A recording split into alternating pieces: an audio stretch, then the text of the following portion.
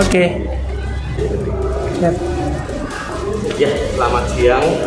Saat ini kami sudah berada di Galeri Dwi Prasetya dan kami di sini akan membahas tentang slot yang ada di RRI bersama narasumber kita Bapak Ari Suparyadi. Selamat siang Pak Ari. Ya, selamat siang Mas. Ya, gimana kabarnya Pak? Alhamdulillah sehat. Alhamdulillah. Jadi diberi kesehatan dan juga bisa berjumpa di siang hari ini ya. Iya Pak. Jadi gini Pak, kita dari mahasiswa Udira akan membahaskan tentang slot yang ada di RRI ini. Ya. Dan ada beberapa pertanyaan yang akan saya sampaikan ke Bapak tentang yang pertama, pada tahun berapa radio ini dibentuk? Ya. Jadi RRI merupakan radio perjuangan melalui sejarah yang panjang, lahir pada tanggal 11 September 1945 ya. Beberapa hari setelah diproklamirkannya kemerdekaan Republik Indonesia pada 17 Agustus 1945 ya.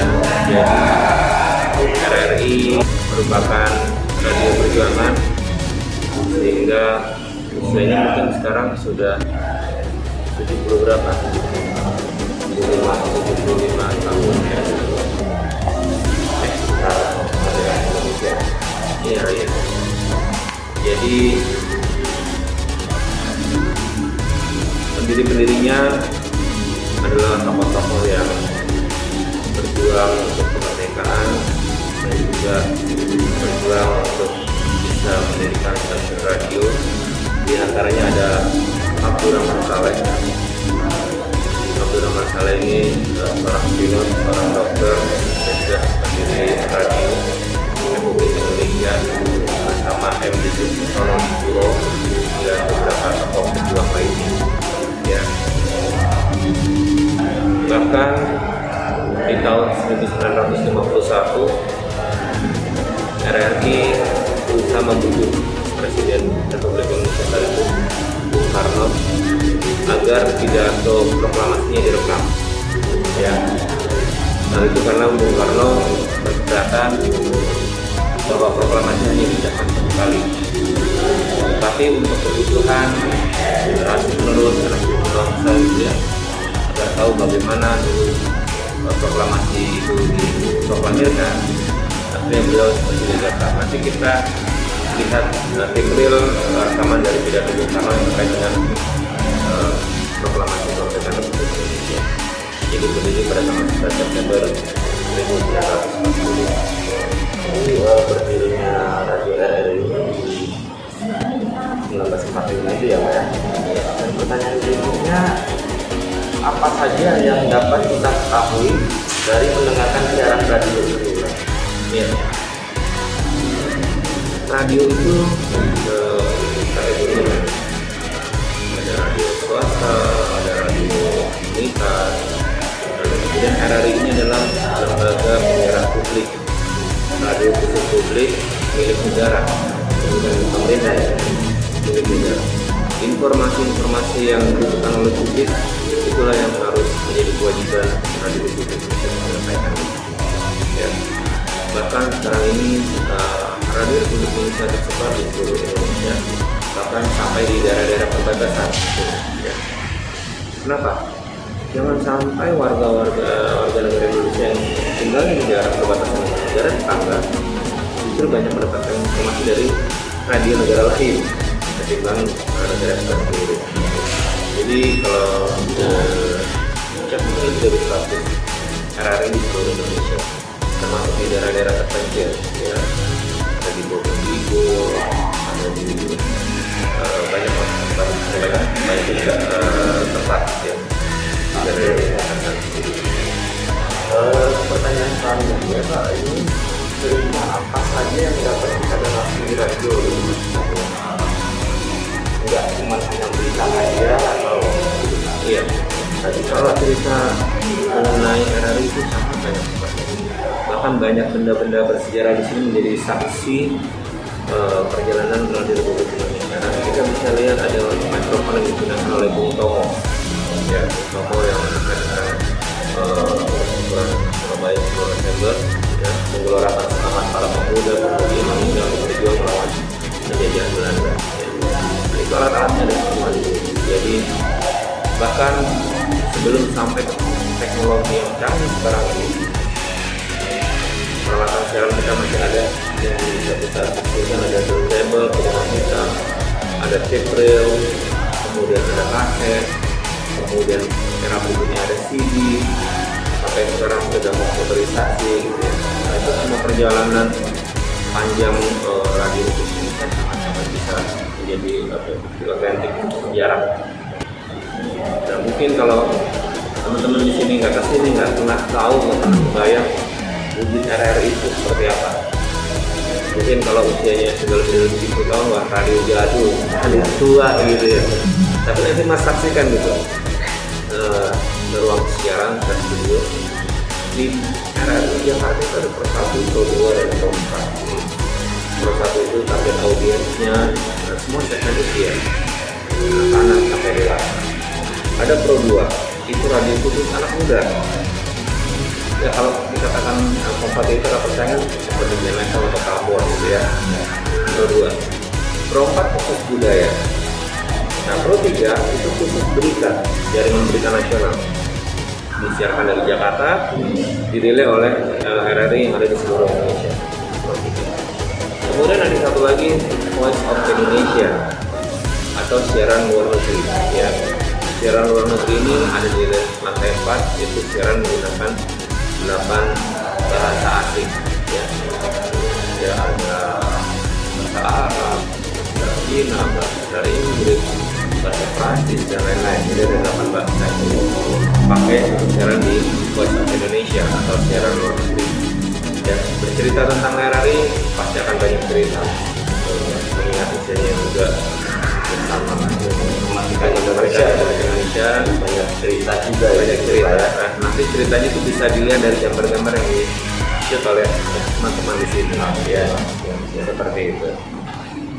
Pertanyaan selanjutnya Pak, kita mau menjelaskan yang terjadi di RRI itu apa gitu Pak? Iya, Bisa dijelaskan? boleh. Dari apa dulu Mas? S itu strength, kekuatan. Kekuatan yang dimiliki oleh Radio Republik Indonesia karena semua kegiatan secara operasional itu dibiayai oleh negara. Beda dengan radio swasta. Ya, kita mau beli alat canggih apapun pasti kebeli. Teknologi yang paling canggih kebeli karena dibiayai oleh negara. Ya. Jadi kalau kita bicara dengan operator radio swasta, ya mungkin kita kekuatannya dibiayai oleh negara. Peralatan-peralatannya canggih, modern sehingga bisa menunjang aktivitas siaran. Ya. Jadi kekuatannya adalah karena kita operasional di negara, kekuatan yang lain kita mempunyai peralatan-peralatan yang canggih. Bahkan beberapa bulan yang lalu, Voice of Indonesia studionya siaran luar negeri itu peralatannya paling canggih di Asia Tenggara. Ya. Untuk studio siaran peralatan yang digunakan. Kemudian kekuatan yang lain, kita mempunyai coverage area yang luas. Hampir di seluruh pelosok tanah air kita ada studio radio untuk Indonesia. Yang barangkali kayak di ND misalnya, yang ada RRI dari swasta tidak ada. Ya. Jadi itu kita mempunyai jaringan studio radio Indonesia yang cukup luas. Kemudian teknologi kita selalu mengikuti perkembangan. Ada konvergensi media, kita juga mengikuti. Kalau misalnya dulu kita cara menggunakan serial, menggunakan pemancar AM atau FM, itu sampai caranya terbatas. Tapi sekarang sudah bisa streaming di internet, bisa diakses di rri.co.id, kemudian bisa di download aplikasinya RRI Play Group. Itu bisa mendengarkan Pro 1, Pro 2, Pro 4 yang ada di seluruh Indonesia hanya di dalam satu aplikasi namanya RRI Play Group. Di aplikasi tersebut juga kita ada RRI Net. Kita bisa melihat visual penyiarnya. Kalau dulu siaran kita nggak pernah tahu penyiaran seperti apa, sekarang kita bisa lihat ulang gitu Pak ya. Di visual RRI Net ya, bisa melihat penyiarnya betul. Itu menggunakan RRI Net. Ya. Kekuatan yang lain, ya teknologi kita menunjang, kemudian jaringan radio yang luas dan dukungan dari stakeholder yang ada gitu ya, dari Kementerian Kementerian kita ada iklan-iklan layanan masyarakat, maka mereka bisa menggunakan RRI sebagai fasilitas untuk memberikan informasi kepada masyarakat. Seperti itu. Itu sasaran di SWOT weakness-nya gitu. Ya, kekurangannya. Ya, ini barangkali karena perjalanan sejarah. Di tahun 98 ketika ada guru udara yang gitu ya Pak.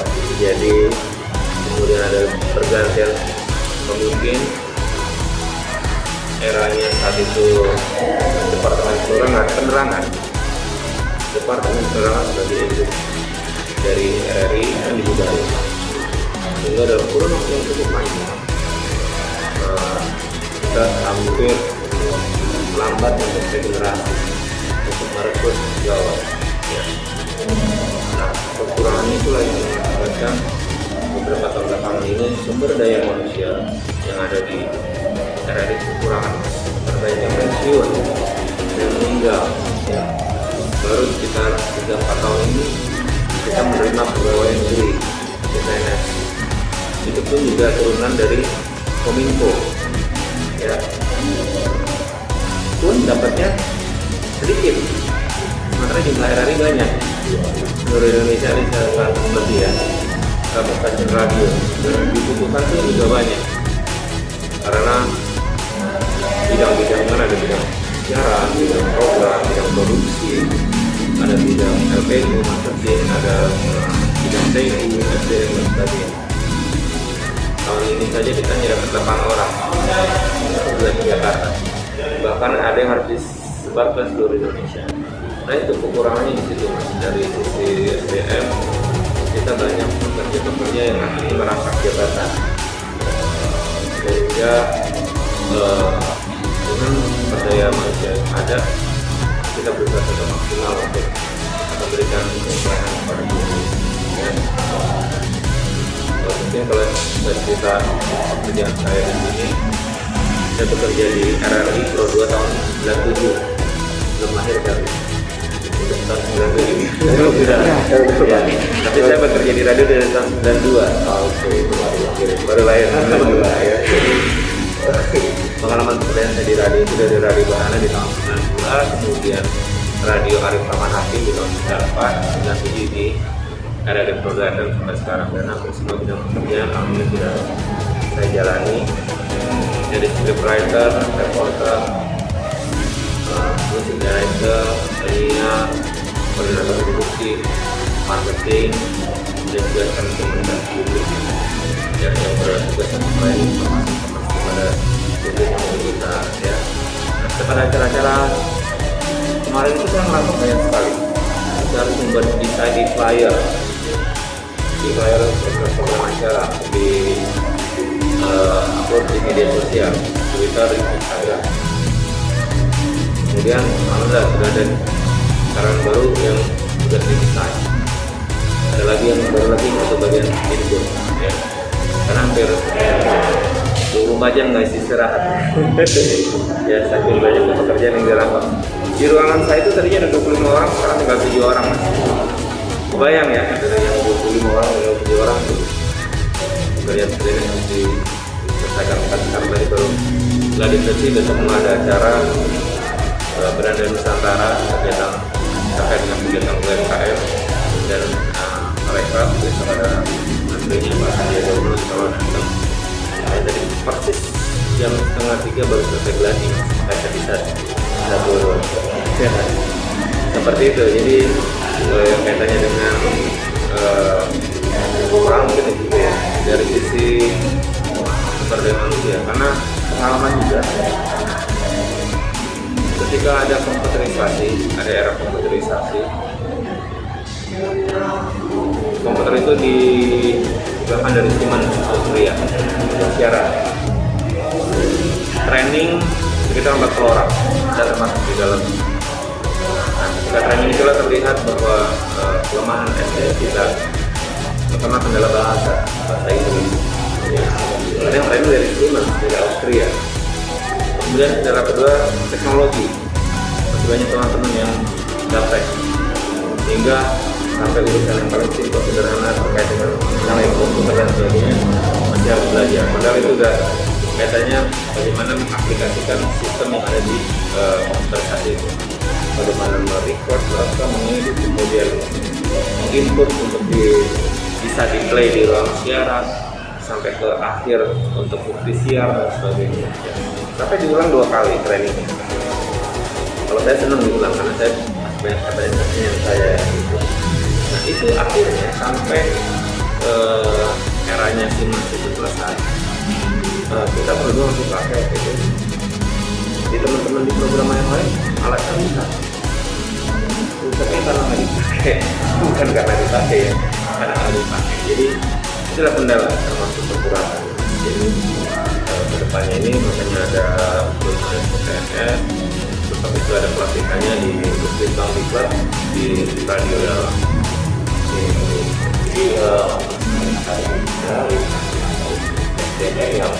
Iya.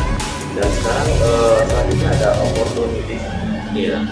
Yang terkait dengan peluangnya. Iya. Insya Allah dengan dukungan yang kuat dari negara, dengan support yang begitu besar, kita tetap mempunyai segmentasi yang luas ya di Indonesia. Bahkan kalau dari hasil Nielsen atau lembaga media riset, kita mempunyai jumlah pendengar yang cukup banyak di seluruh Indonesia. Kemudian karena punya kekuatan, maka peluang-peluang itu muncul dengan hadirnya mitra-mitra stakeholder yang bisa bekerja sama dengan RRI.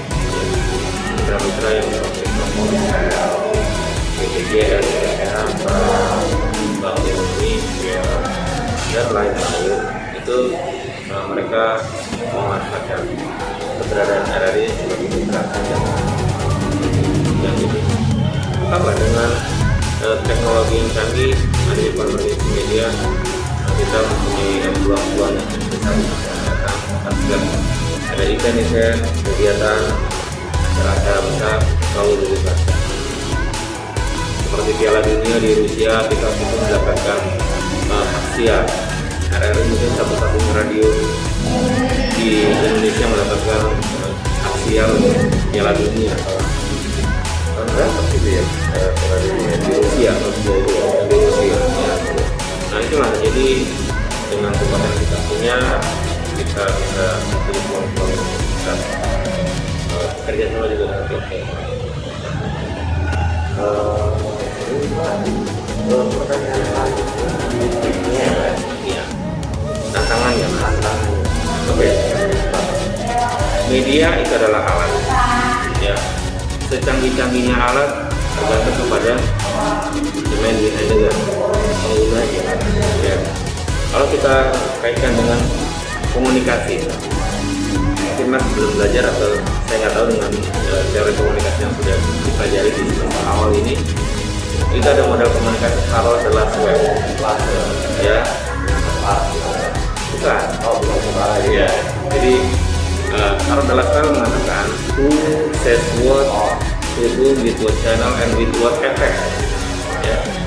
Jadi ada 5 komponen utama di model komunikasi Carol Dell'Aswell. Ya, ada who, ada komunikator, says what itu pesannya apa, with what channel medianya apa, to whom kepada pendengar, komunikan, membaca, menonton, ya. And with what effect, dengan efek apa atau dengan dampak apa, ya.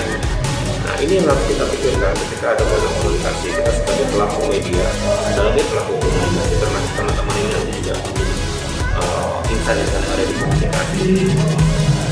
tantangannya adalah ketika kita mendapatkan informasi, kita harus pikirkan dampaknya apa nih nanti kalau informasi tersebut kita sampaikan. Ya. Sekarang informasi sudah langsung ada di ujung jari, di smartphone, cepat viral. Mau ada kecelakaan, mau ada meninggal, mau ada apa, mau ada COVID segala macam, semuanya bisa langsung di media sosial juga. Ya. Nah itu teman-teman, tantangannya adalah bagaimana kita memanfaatkan media sosial, memanfaatkan media dengan bijak. Ya. Kalau bisa kita sharing dulu, jangan langsung di-sharing. Ya. Karena apa? Kita harus bisa menyampaikan informasi dengan benar. Setiap ada kejadian harus cek and recheck. Ya. RRI juga pernah berbuat kesalahan, kita menyampaikan informasi yang salah. Meninggalnya Sri Sultan Hamengkubuwono IX, beliau masih hidup. Ya. Media-media besar waktu itu termasuk RCTI, Media Indonesia, Kompas dan sebagainya menyampaikan berita jatuhnya pesawat Adam Air di satu tempat, ya, di Sulawesi. Padahal di tempat itu nggak ada pesawat yang jatuh di situ, jatuhnya di laut ternyata. Nah itu kan kayak yang recheck. Jadi juga biru itu kemarin. Iya. Jadi tantangannya itu, tantangannya bukan hanya sekarang tapi untuk semua media. Bagaimana kita bisa memanfaatkan sumber daya teknologi yang ada, sumber daya manusia yang ada, agar semua informasi yang disampaikan itu bermakna dan bermanfaat dengan seperti ini. Ada pertanyaan terakhir buat saya. Banyaknya stasiun radio saat ini, saya tuh mau mengetahui Pak sasaran strategi Bapak di RRI ini ke depannya gimana coba? Iya, itu termasuk tantangan Mas. Beradaan radio swasta, apalagi dengan adanya pandemi kemarin, barangkali banyak sekali radio swasta yang berkurang karena tidak ada iklan yang masuk. Karena iklan itu yang buat dia operasional ongoing, ya. Kalau RRI, alhamdulillah bekerja di RRI ini, ketika teman-teman penyiar, teman-teman radio di radio lain mengalami kesulitan, kita tetap digaji, ya, tidak di PHK, tidak dirumahkan. Nah itu adalah anugerah diri. Bahkan saya di usia 36 tahun, saya dapat tugas untuk meliput ibadah haji. Ya, apalagi itu ibadah. Liputan sebagai ibadah yang mungkin tidak pernah terbayangkan sebelumnya. Kalau kita nabung, kita punya uang banyak, apa? Beli mobil, bikin rumah, beli rumah gitu. Tapi pikiran naik haji gitu. Tapi saya dapat tugas untuk liputan. Dalam waktu kurang 3 bulan harus nyiapin surat-surat dokumen yang lainnya untuk ikut berangkat ke sana. Itu anugerah yang tidak terlupakan bisa kita Nah, ketika ada radio swasta, kita makanya dengan adanya perkembangan teknologi kita nggak boleh ketinggalan. Ya. Kita bisa bikin aplikasi, kita konvergensi media, ya, bisa streaming di rri.co.id. Nah, kita manfaatkan itu semua untuk menghadapi persaingan dengan radio. Termasuk salah satu masukan dari saya Oke, RRI barangkali sanggup lah berdiri anak radio teknologi apapun gitu ya. Penelitian tapi bisa nggak? Alat tersebut digunakan maksimal, kemudian konten-konten yang ada itu selalu up to date, gitu ya. Nah itu yang mereka tadi membuat terbatas, kita harus tetap bisa mengembangkan potensi yang ada di teknologi yang kita miliki. Kita punya data yang canggih, masih bisa download nanti aplikasinya RRI Playgo, ya. Dengan kalian download itu kalian bisa tahu, oh sudah hebat ini lah, secanggih ini RRI. Ya. Dari peralatan-peralatan yang tradisional dulu, ya. Bahkan nanti kita bisa lihat sudah ada rekaman sandiwara radio dalam bentuk kaset, ya. Sampai akhirnya kita bisa dengan komputerisasi bisa lihat sudah jalan di lantai 6. Nah itulah yang kita juga punya desain mobil satelit di pojok sana siaran dari mana saja ketika ada event-event, apakah event olahraga di Gelora Bung Karno misalnya, ada event Sunrise Jakarta, atau yang rutin setiap hari Jumat siaran langsung dari Masjid Istiqlal Jakarta untuk sholat Jumat, kalau hari Minggu di gereja katedral, itu kita punya semuanya untuk bisa menyampaikan informasi kepada publik.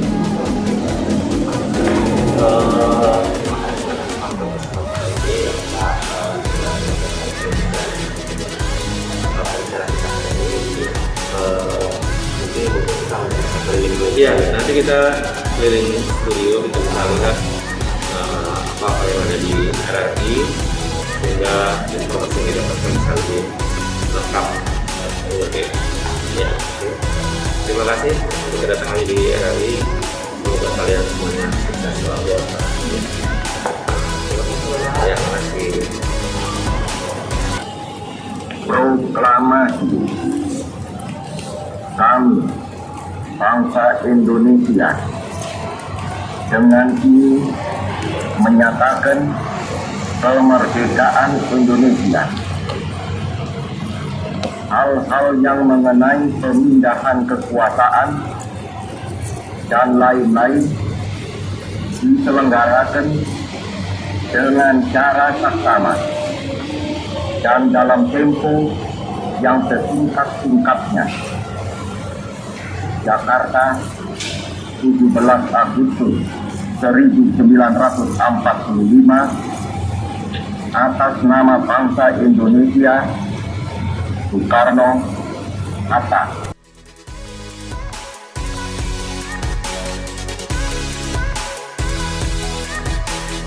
Sampai jumpa dan terima kasih.